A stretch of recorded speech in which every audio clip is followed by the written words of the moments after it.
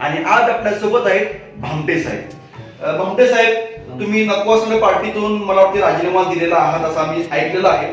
मग ह्याच्या पुढचं काय तुम्ही नवीन पक्ष वगैरे काय काढणार असं काय आहे का? म्हणजे ते विचार चालू आहे आमच्या पक्षाच्या म्हणजे कार्यकर्ते जेवढं मला मानतात त्यामुळे कधी मी नवीन पक्ष काढणार आहे. खिसा भरगच्च पार्टी, खिसा सगळ्यांचाच भरगच्च करणार. माझा पण असणार चिरीमिरी ते तुम्हाला म्हटलं तसं.